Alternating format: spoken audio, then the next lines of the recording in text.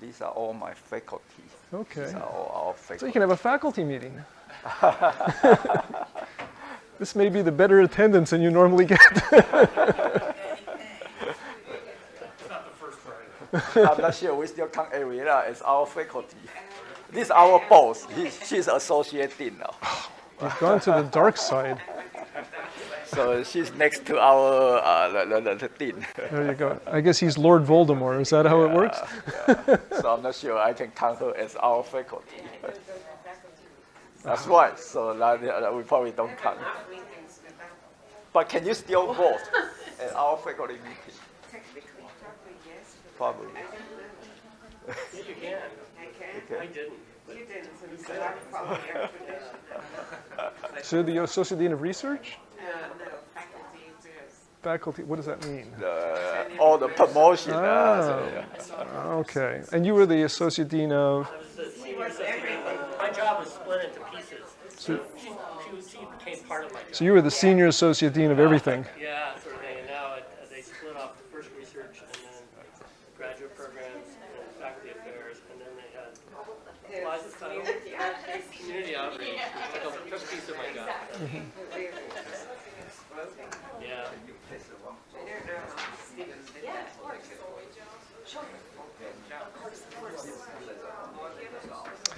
He's a special guy.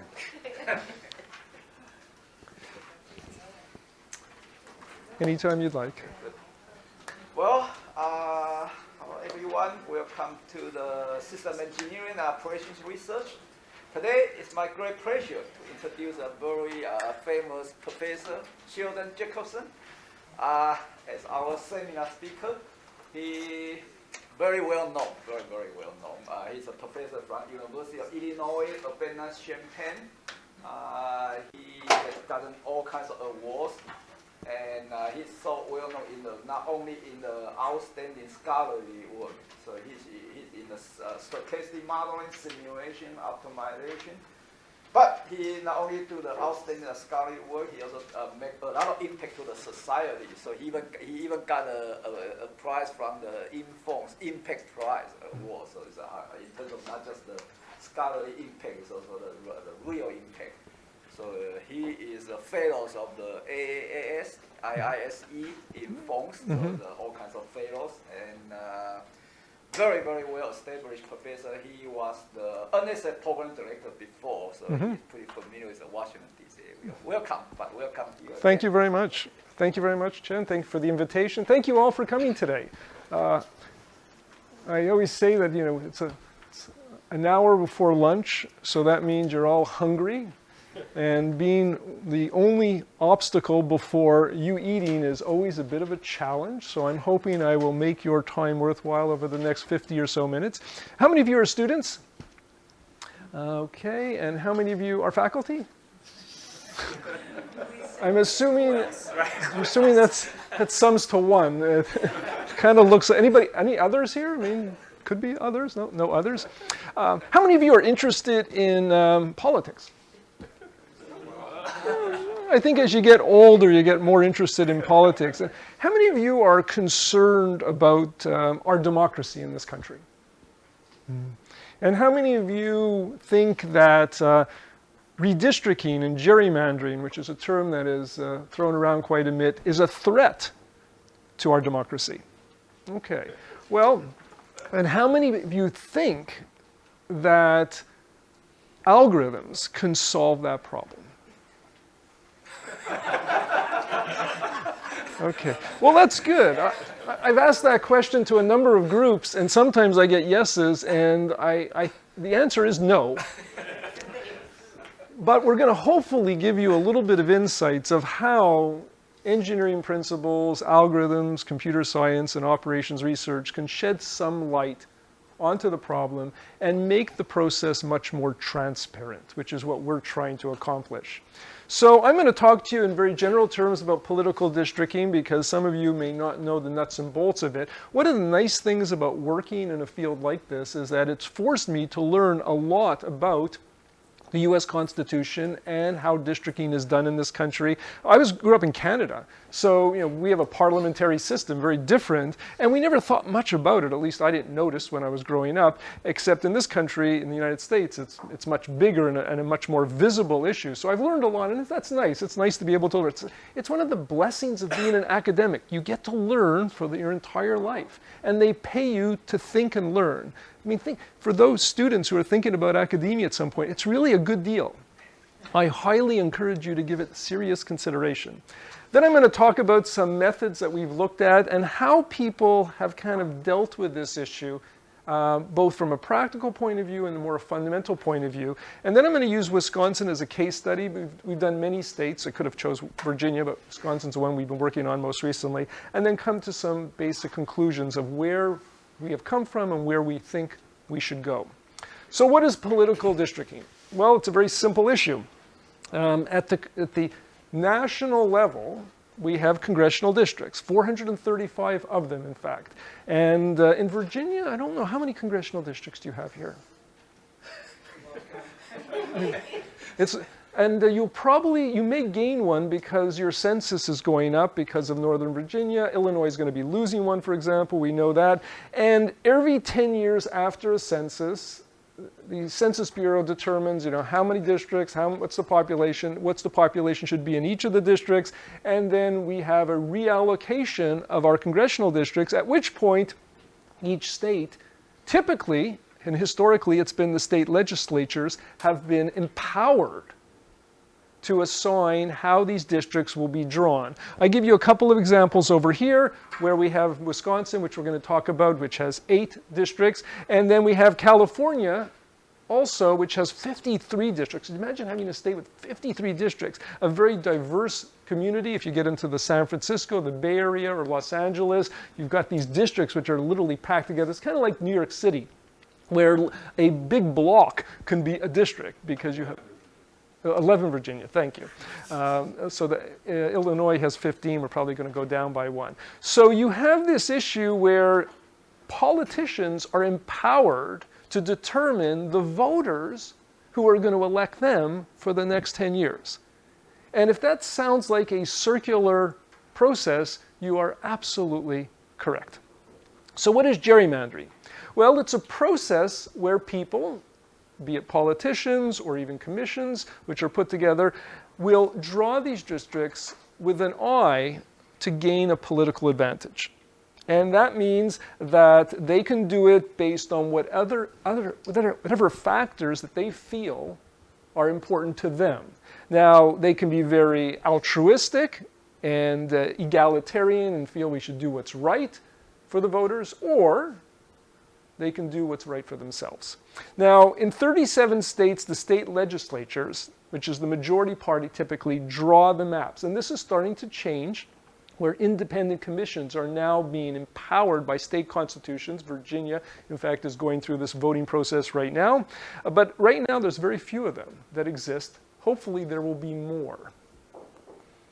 Now, the Supreme Court's taken somewhat of an interest in this because these cases have been put forward. The Supreme Court has deflected these cases, and they've basically said, this is too complicated for us, and they've pushed it down to the states where the state Supreme Courts have made decisions like they did in North Carolina and Pennsylvania, for example. So this is an issue that is becoming much more visible and also more contentious. So what is the history of gerrymandering? Well, when I first thought, I said, it must be a guy named Jerry. Well, kind of is, but it's his last name, it's not his first name. Elbridge Gerry, it turns out, signed the Declaration of Independence. He was the governor of Massachusetts, and he was the 5th vice president of the United States. That is not why they named gerrymandering after him. It turns out he was a governor in the state of Massachusetts, and he wanted his party to control the Senate. And as a result of that, he ended up drawing the districts so that there was one district which involved Essex County, which looked like a salamander. So the Boston Gazette said, he's gerrymandered the district. Now, the concept of gerrymandering has actually existed before then. However, the name gerrymandering came about from that incident. Now, there's good and bad news here. The good news is for him, that he actually succeeded in his political intentions, and his party did control the Senate, but he lost the election personally. So as a result, there is a price to be paid. I always find it interesting that someone whose name goes down in history in the United States, who was a signer of a Declaration of Independence, who was a governor of Massachusetts and was the 5th vice president, is best known for doing something as nefarious as gerrymandering. So I don't know what that means, but it is what our history says. So political districting has become much more prevalent. We read about it in the papers. There are rights groups, especially the League of Women Voters in each of the states. I get invited to talk at some of these groups, are very interested in trying to gain a process of fairness in the redistricting process. That's the purpose of commissions. You know, we want it to be fair. Everybody talks about fair. And then now we're living in a very computer literate world, that it seems natural that we should be able to use computers and algorithms to facilitate this. So the difficulty is that if you sat a group of people down, even in a group like this, and we said, what do you consider to be fair? I'm sure even in a group like this, somewhat homogeneous, we would find at least 3, 4, or 5 criteria that we could agree to or disagree to, because there's so many ways to look at the problem. So fairness, in some sense, is a very, very fleeting objective because it involves multiple criteria.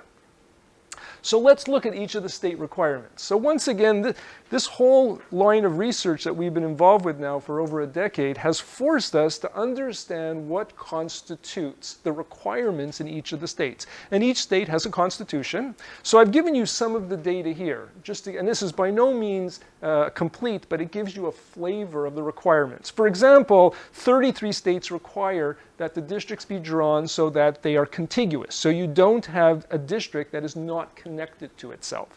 You have 29 states require compactness. Well, what is compactness? Well, mathematically, you know what a compact interval is, but we're not talking about that. We're talking about intervals that are, or we're talking about districts that are drawn so that they look like something as close to a ball as possible, because they should be together. They shouldn't be elongated and stretching out in an odd way. But if you ask what that means, it's not always clear how you measure it. And there are different ways to measure it. There are some accepted ways. There are alternative ways.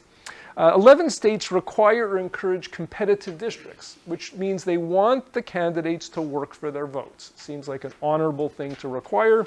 10 states have absolutely no requirements. They leave it to the legislatures or the commissions to make that decision. North Carolina explicitly allows for the use of voting data, past voting data. So they can in fact see, we know how this area, this set of communities or precincts voted, let's use that to our advantage or disadvantage to draw districts. 7 states have 1 district, they do not have a problem. Very convenient, yes. Are these requirements in their state constitution? These are in their state constitution, and if you want to do something different, then you have to change it. One thing I've left out is equipopulous, which means that every single district should be of the same population. That is actually a federal requirement, but there's also, are you going to have exactly the same number? For all intents and purposes, it's impossible. So there's going to be some slight variation. That percentage variation is often a guidance which is provided. Could be 1, 2, 3, 5%. These are all issues that are up for grabs, which make the process very, very challenging, to say the least. Yes? The 7 states that only have 1 district, yes. Are they in the 10 that don't have requirements? Is there an overlap in that? That is a good question. I don't know the answer. I do not know the answer. Now, some of these states used to have 2 and went down to 1. So as a result of that, I don't know. There's no it's not an issue. They just get their district and they're done. Exactly. Some of them also want to require or encourage that communities of interest be preserved, so that you don't want to take a town and split it up like a star so that it's in 5 districts yet, so that literally your neighbors, you can go 2 miles and you're crossing 3 different districts. These are requirements that some of them are looser than others. Some of them are directly in the Constitution, though. So what is fair districting? Well, political scientists have tried to capture the concept of fairness. What does fairness mean? And I give you some of the measures that have been put forward. One of them is compactness, which is what I consider to be the traditional one because it's based purely on geography. There's also a couple of them, three of them, which are based on how we believe the voters' results will be in fact valued. One of them is called efficiency cap. We're going to talk about that in more detail. Partisan asymmetry, which is my favorite. And then competitiveness. Now, the trouble is they're conflicting. And it's interesting that when people do studies, and often it's more technically savvy political scientists, and they do a pretty good job, they often don't think as richly about a problem as people in engineering and operations research and computer science would. And we're going to draw that out when we look at our case study in Wisconsin. But the thing is that these measures are typically used to evaluate gerrymandering, but not to create the maps. We're going to use them to create maps. Because if you're going to evaluate something, you might as well drive the optimization process using the very metrics that you're going to evaluate them by anyways. So what is a districting problem? The way we view it is simply as a graph problem. So you have a graph where you have these geographical units. They can be things like census blocks, which are the finest unit that the Census Bureau puts out, or census tracts. It could be counties. In some cases, you want to preserve counties, communities of interest. They can be whatever you want, and the Census Bureau provides the data available for that. If you have adjacency of these units, then they are going to be connected by an edge, and that's how we create the full graph structure. There will also be populations within each of these units, so we're going to quantify that. And then, interestingly enough, we have voter tendencies. So if you have a census tract of 300 people, we'll say, or 500 people, we know historically how they voted. So they may not know each person, but they'll know the tendency of all these tracts. I was astounded how much information they know because my wife and I get mail from the different parties based on which of the primaries. In Illinois, we have open primaries, so I always choose the primary that looks more interesting to vote in. But based on that, they think we're with a certain party, and then we get mail from those people. It's just, they mine all this data. It's freely available, and I was astounded at how much they know. So there are certain voter preferences. So each of the districts, because of what constitutes it in terms of these units, has a rating based on its political lean. Like an R3 would be a Republican +3, or a D4 would be a Democrat +4, for example. And then, of course, there's the number of districts that we want to create from this graph. The output ultimately will be a map that we will create that should have all of these districts to have the same population, ideally contiguous, and maximally compact, whatever compactness means. So let's look at a very simple example. And this is a trivial example, but it illustrates the key points, where we have a map where we have 50% of the voters from party A and 50% of the voters from party B. And we can draw it so that it's optimally compact, as we see here, and it ends up that party A will win 75% of the districts, 3 out of the 4. And it's perfectly compact. The one on the right is not. We had to create it in a different manner, but we now have, with 50% of the voters share between the two parties, we also have 50% of the districts in the two parties. So is compactness really the right answer? Based on our research, we believe compactness is a problem and should not be a good measure. But it is written into some of the constitutions, and a lot of people accept it because it graphically or visually looks like it's good. So what we want to do is consider multiple output measures and treat the problem as a multi-criteria problem, because that makes the most sense. If you have multiple criteria, why should we ignore one and look at the other? So this is exactly what we did. So we considered 4 measures. And one of them, of course, is compactness, and then the other 3 that we mentioned before. And these are considered surrogates for fairness. Now, are they? they're considered surrogates for fairness. I'm not saying they are or they aren't, but people will accept them if you show that these metrics are good for the map that you're putting forward.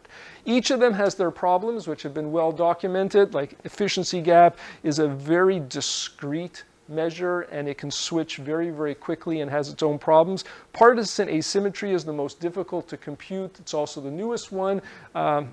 Has its detractors, but from a mathematical point of view and from a conceptual point of view, it's very, very favorable, and we'll see why.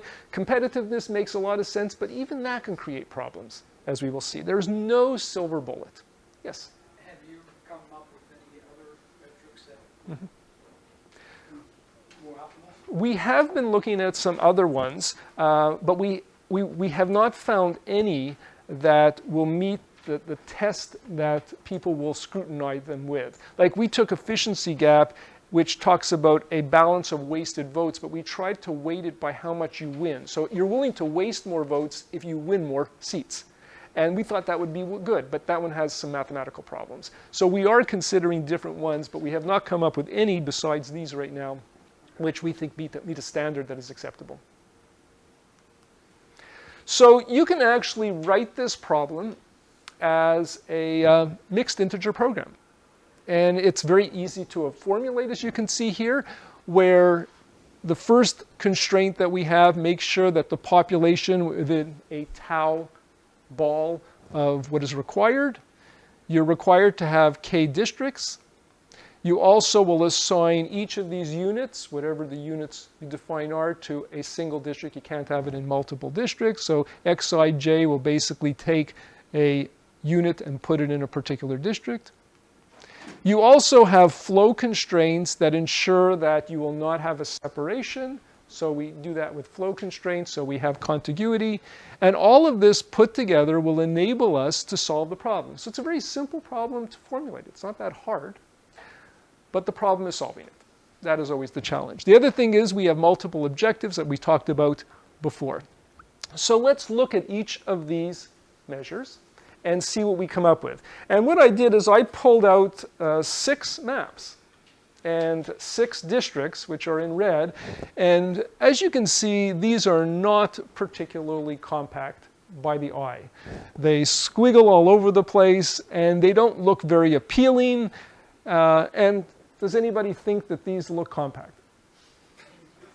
Okay, there we go. So we all agree they aren't very compact. Good. So you would argue that there's a problem here. Well, I don't know if there's a problem until I looked at other metrics, but potentially there are problems. But compact says we want it to be as tight as possible. One of the ways that you can measure it is by looking at a central point in a district and trying to minimize the sum of all the distances from all the units to that central point. And that's the way that we did it. There are other measures that can be done, but this certainly works as well as others. An efficiency gap basically is about wasted votes. Are we wasting votes? And if you're going to waste votes, so if you lose a district 51-49, you've lost all of your votes. Well, we'd like to minimize that between the two parties. So if each party wastes the same number of votes, then we take the difference between those, divide it by the total number of votes, and that would be the efficiency gap. Ideally, you'd like it to be as close to 0 as possible. Makes perfect sense. And what the efficiency gap attempts to do is reduce a technique called cracking and packing. And what are these? Well, packing basically says that when there are people of like mind in districts, so we have units which pretty much are going to vote a certain way, we put them together so much that they do win the district, but they win it by an overwhelming amount, an unnecessary amount, so that in some sense even they have wasted votes because they're winning by too much. But all the other votes in the other districts that they have representation, they can dilute the other parties. So that's the process of packing. Cracking does exactly the opposite, where you have a concentration of units in a particular political leaning, and you separate them and dilute their impact so that, in essence, they do not get their representation. These are the traditional ways of gerrymandering. And what this ultimately does, as it says here, is the legislatures pick their voters rather than the voters elect their representatives. And this is the threat to our democracy. Let's go back now And we'll see in this picture exactly how it's done. So here I've drawn a fictitious state where we have 60% of the voters being blue and 20% of the voters being red. And we can draw the 5 districts so that the blue party wins them all, even though they only have 60% of the units. On the other hand, we can draw it in another way where we can get 60% of the red voters to get 60% of their districts, 3 of the 5, and the blue, as you can see, we've kind of packed the blues together and it dilutes their impact in other districts. So this is the process of packing and cracking, and the efficiency gap attempts to measure this by looking at how many votes are being wasted. As you can see here in the example right over here, this district over here is all blue. They're wasting a lot of their votes. They don't need to have 100%. And at the same time over here, these are being wasted by the blue because they're being diluted by the 6 reds over here. So this is an idea of packing and cracking, and the efficiency gap attempts to measure that and hopefully eliminate it. Partisan asymmetry is very interesting, a little more complicated, but nonetheless interesting. What we do is we basically say, let's take a certain situation that we're in right now with our units distributed, and suppose we have shifting of the voter preferences across all of the census tracts, in the same proportion for each of the parties.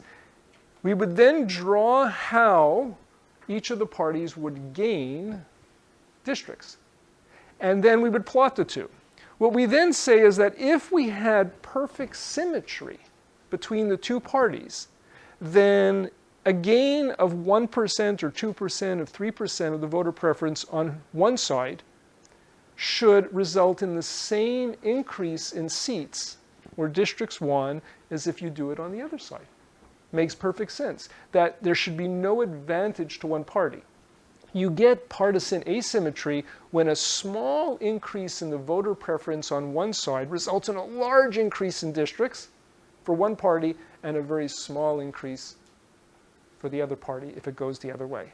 And this is an interesting alternative way to measure gerrymandering, because if you have a gerrymandered district, then a party will set things up that their map will not be very robust in favor. It will be robust in their favor, that they'll gain a lot by a little bit more votes while they won't lose much on the other hand.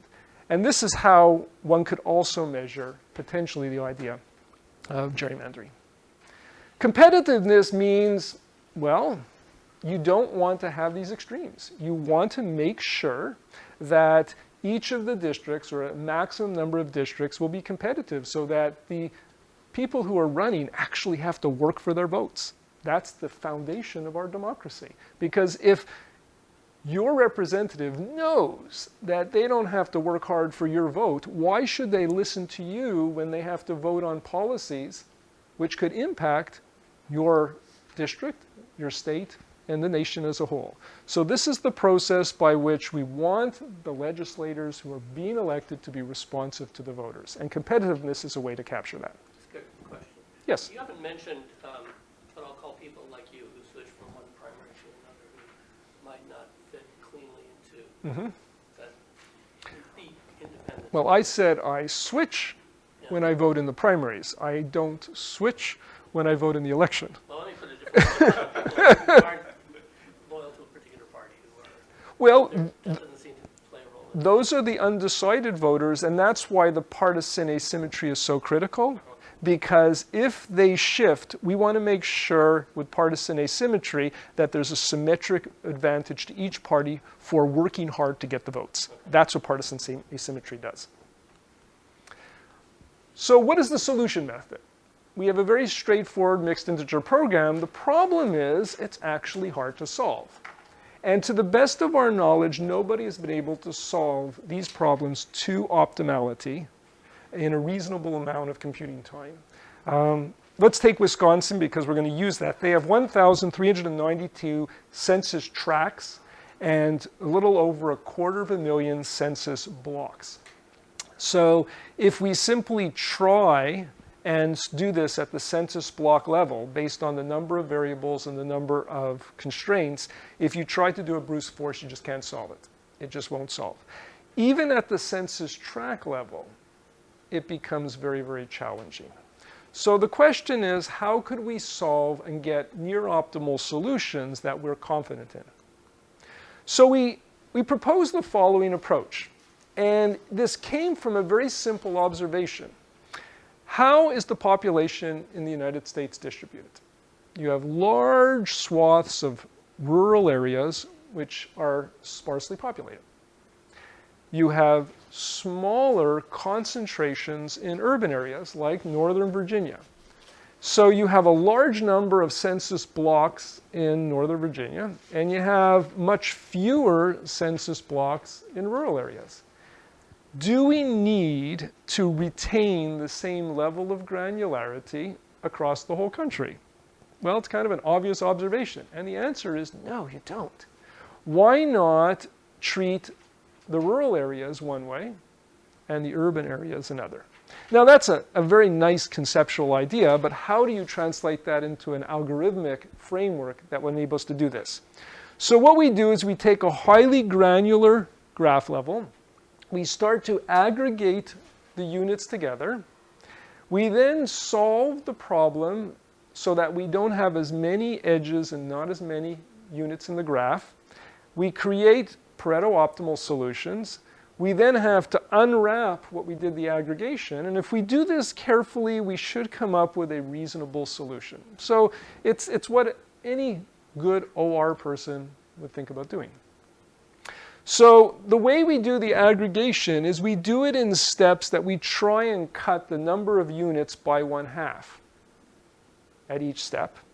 And we do this by matching. We basically say that we're going to take two units and we're going to match them together to form a single unit or a single node in the graph. So when we do that, though, when we bring two units together, we have to add their population together. So that becomes the weight on the new edge. And then we're going to solve a minimax weighted maximal matching problem to help us do this. And we do it sequentially. Now, a maximal matching means that locally we cannot do anything better because we got the best or the maximum matching locally. There is a maximum matching, which is the globally best. And we do not try and get that. We just want the maximal one. Ultimately, our goal, though, is to minimize the maximum weight in a maximal matching. So if we can do that, then we will, in fact, have achieved our objective. Let's look at a picture to show us how we do this. So I've started with a very simple graph, which has 1, 2, 3, 4, 5, 6 nodes with different populations in each of them. I then identify a matching, which is shaded, and then I put the weight of that matching to be the sum of the two populations. 70 plus 10 gives us 80. 60 plus 50 is 110, and 90 plus 5 is 95. I then say I'm going to merge those nodes into a single one, so I circle those, and I've now contracted the map from 6 nodes down to 3 nodes with weights of 80, 95, and 110. A very simple process of using a matching. I could have done it a different way, and in this case I created another matching, but notice that I've put in the matching 60 and 90, which gives me a weight of 150. I'm trying to get my maximal weight in the matching to be as small as possible. So it's a minimax problem. So this one would be less advantageous than the first one. The first one would be preferred. So as I noted, there's the difference between the maximal and the maximum weighting, or matching, is that with maximal, you are locally the best you can do, so that you could not add another edge, which in fact would improve the matching. You've locally done the best you could. The maximum is the globally best. And it turns out, with the maximal matching, it will yield a larger coarsen graph than we did the maximum because we're not doing as much compression, but the maximum weight will be smaller. And that's a willing compromise that we're willing to have. So underlying this process is being able to do matchings. And there are algorithms that enable us to do this. Those of us who are familiar with them. But it enables us to come up with reductions in the graph that make the final mixed integer program solvable. And I'm going to show you some pictures to show you exactly how this is done and the effect of it. So the exact method using these aggregated graphs is to use the aggregated graph to find the Pareto optimal solutions. And we did this by a very standard approach. There's nothing novel here. We used the epsilon constraint. So we used primary as our objective to be compactness because the constitutions require it, even though we don't like it. And then as a secondary objective, so we put an epsilon constraint around them. We did efficiency gap, partisan asymmetry, and competitiveness in sequence. So this was our goal.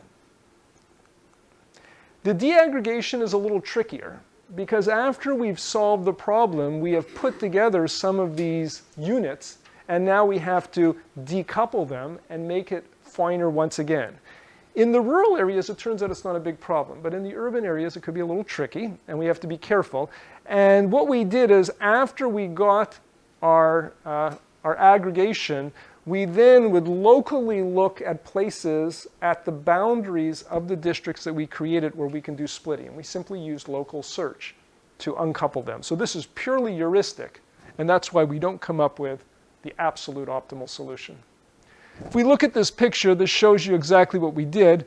So if we look at our solution at the Corson level, the dotted line is the boundary between two districts.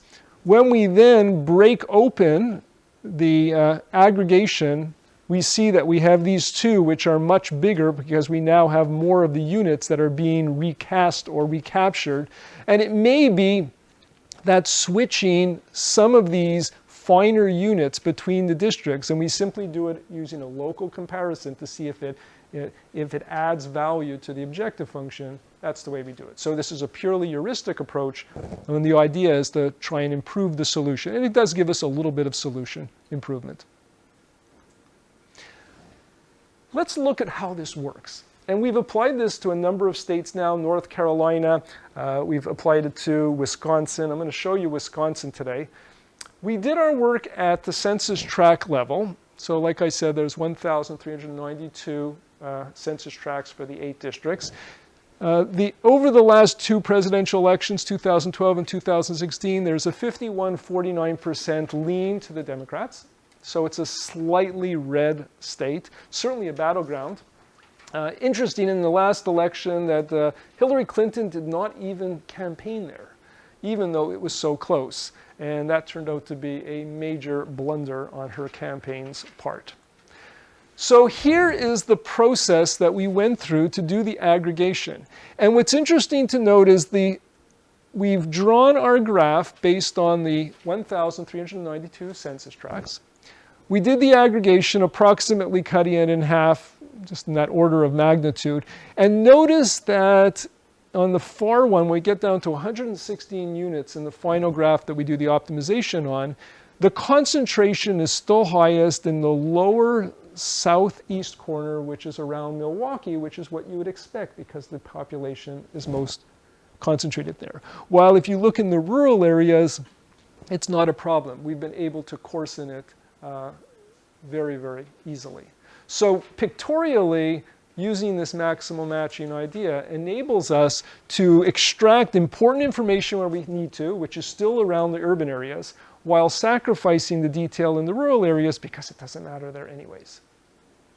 So your arcs are between each of the edges are between each of the adjacent districts? In the first one, the edges are, that means that 2 census tracts are adjacent to each other. That's what it means. So it's a very, very dense graph. As you can see, it's much sparser, but because we were able to aggregate in the rural areas, you have a much sparser picture, which is what you would expect.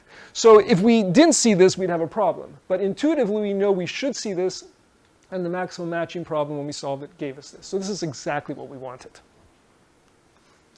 So let's look at some results now. So we actually use this procedure to draw maps. The first said, well, we still have compactness, and we're still requiring contiguity, and we still require equal population. Nothing's changed there. But let's try and minimize the efficiency gap. And this is what we came up with. The efficiency gap is almost 0, 0.89, which is pretty darn good. But we also measured the partisan asymmetry measure, which we'd ideally like to be close to 0 as well. And then the competitive one, we also would like this to be, the margin, we call it margin, to be as close to 0 as well. And you can see that you can get a very small efficiency gap, but you're not going to be particularly competitive. Let's go to the second one.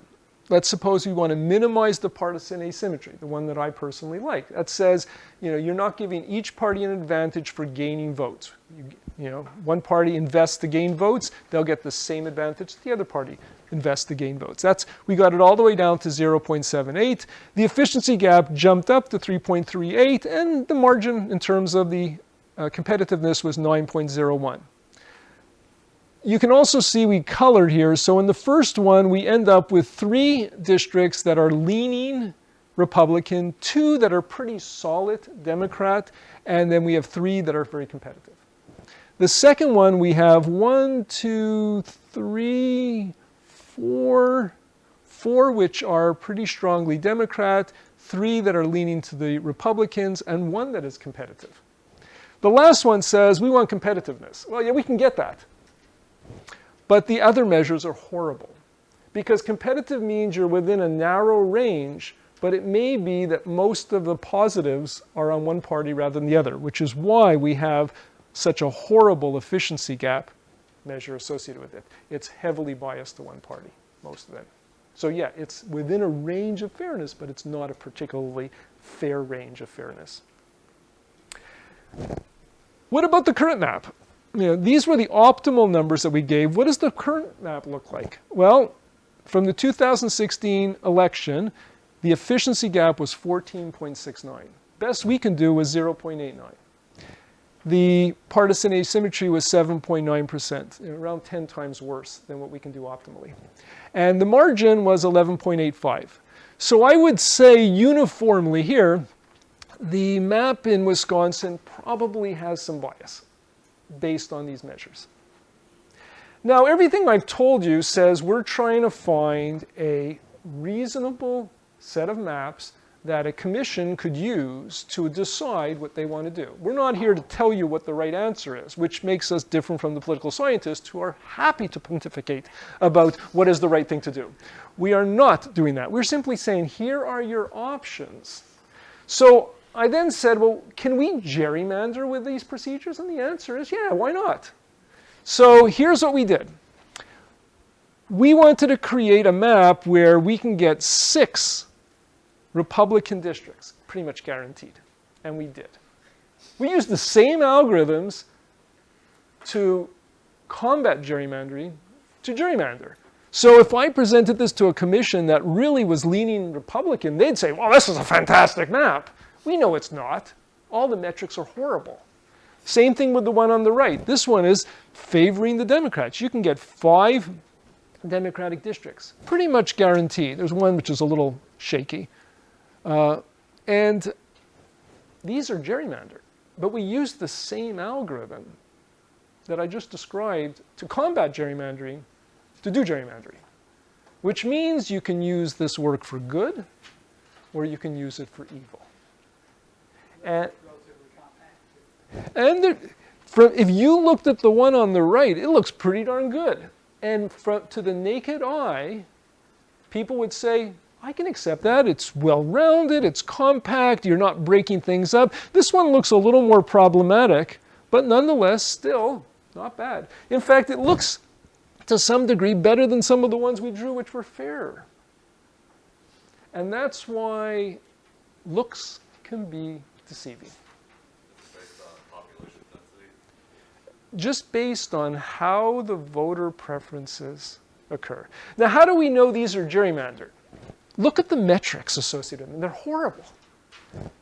Efficiency gap, 27.47%, much worse than anything you can imagine for the one which is leaning Republican. Partisan asymmetry, 8.73. That's over the top. Maximum margin. There's no competitiveness in these.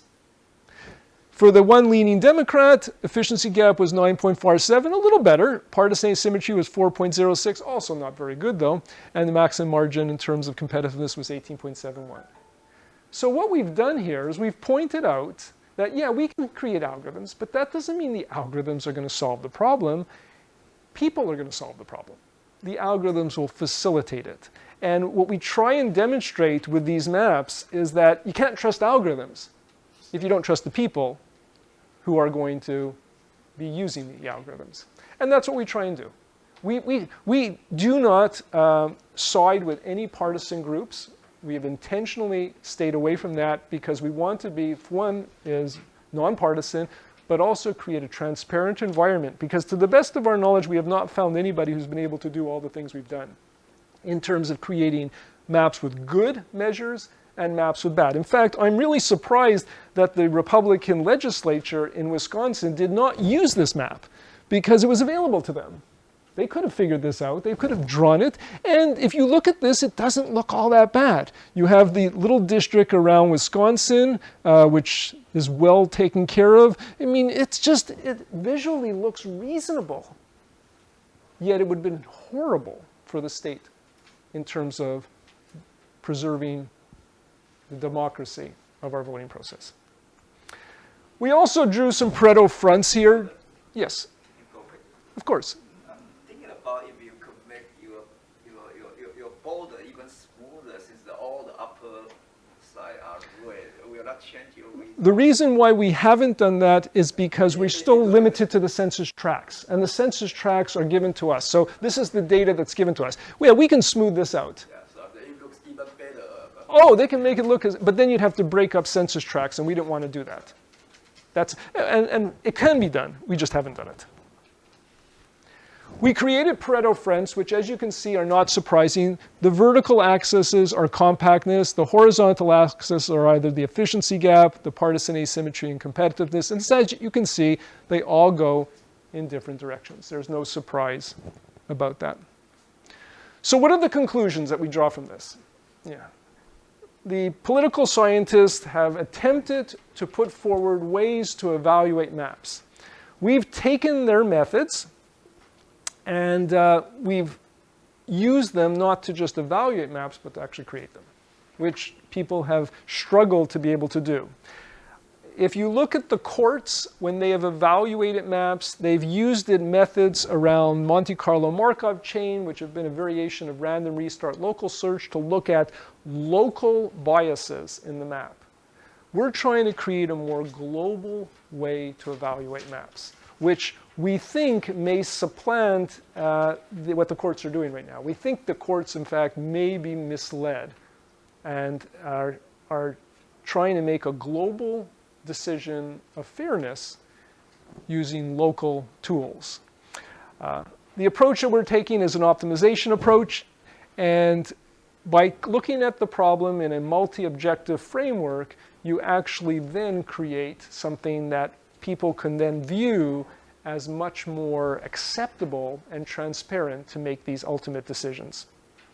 So when people talk about fair maps, we counter saying we don't think fair maps really exist.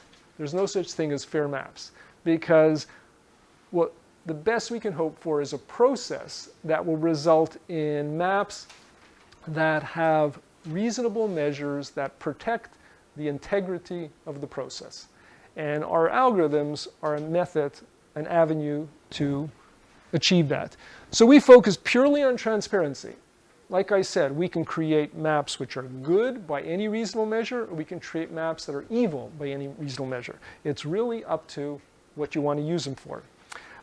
And what we advocate for is producing multiple maps, kind of creating a map sheet, kind of like what they do in the NCAA basketball tournaments when they select the teams who are going to be in March Madness. They have a team sheet with all these different metrics and who they've beaten and who they've lost to. We'll create map sheets and show these independent commissions, or even the voters, what they're getting before they make this decision, and explain to them exactly what they're getting.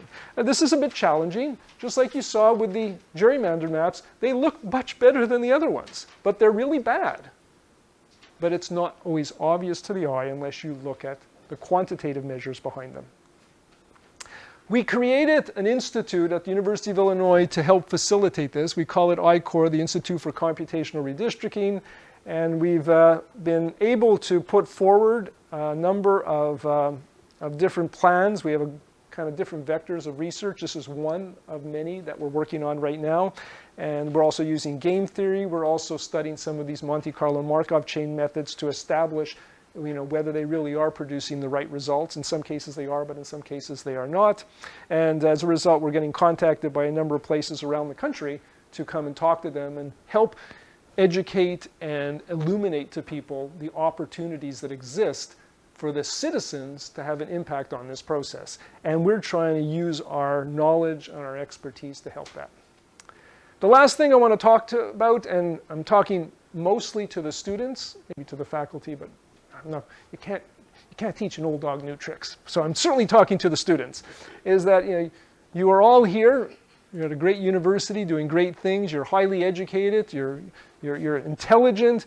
And I really believe, I'm passionate about the fact that we have to make a difference in what we do. We should not just go and just turn widgets and improve a manufacturing process and help someone make more money. There's nothing wrong with that. But if you have a higher calling, I encourage you to think more broadly about using your talents and skills for society to do something better. I personally have kind of made this the foundation of my own career for the last 30 plus years since I've been an academic. I've worked on a lot of problems that have led to societal change and policy changes in our nation. And there's no reason why you can't too, why you can't make a difference. And you can make the world a better place. This is just an example of some of the things that I've done personally. So I urge you, I implore you to consider using your talents and your skills for the greater good. And you will not regret it. I assure you of that. And with that, the last thing I'll end with is the best time to have planted a tree is 20 years ago. Second best time is today. So I encourage you to go out and plant some trees. Thank you very much.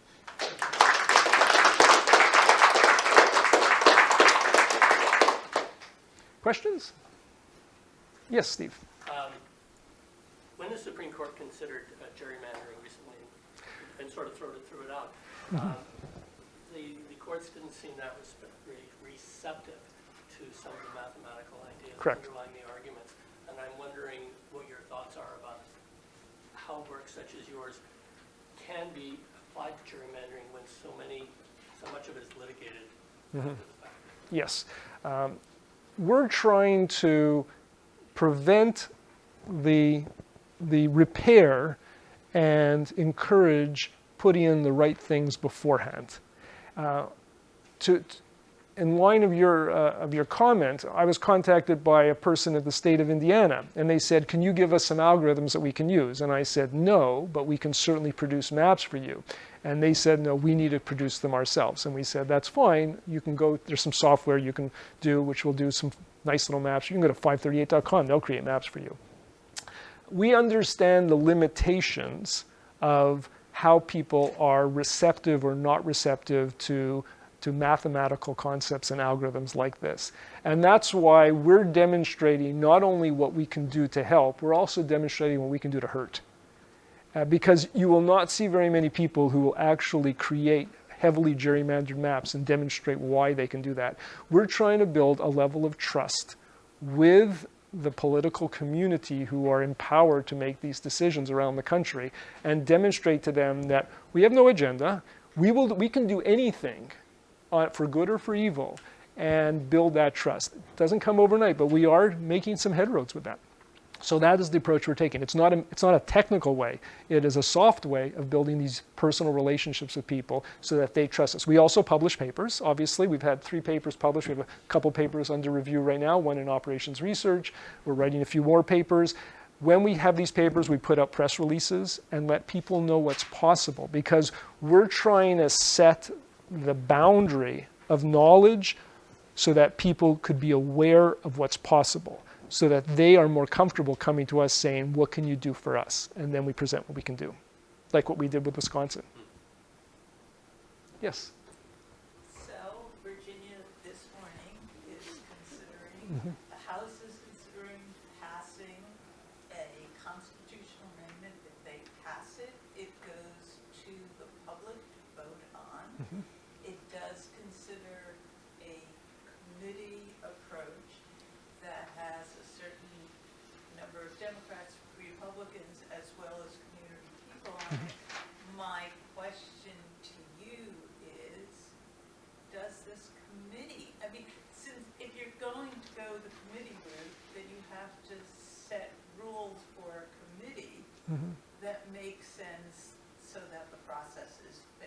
My question to you is if you were going to advise somebody on the rules for how to create this long-term committee approach, what would you suggest?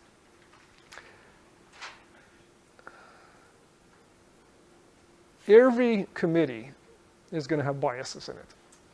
There's no way to avoid them. The algorithms should play a role in informing the possibilities. Whether it's our algorithms or someone else's algorithm is less critical. What's important is that in a world where AI and computers are so ubiquitous, for them to rely on a sheet of paper or a blackboard to draw their maps is ludicrous. So we need a place at that table. And then it's not the technical part that's going to determine its value. It's going to be the non-technical part. It's the relationships. Think about, suppose we in this room were that committee right now.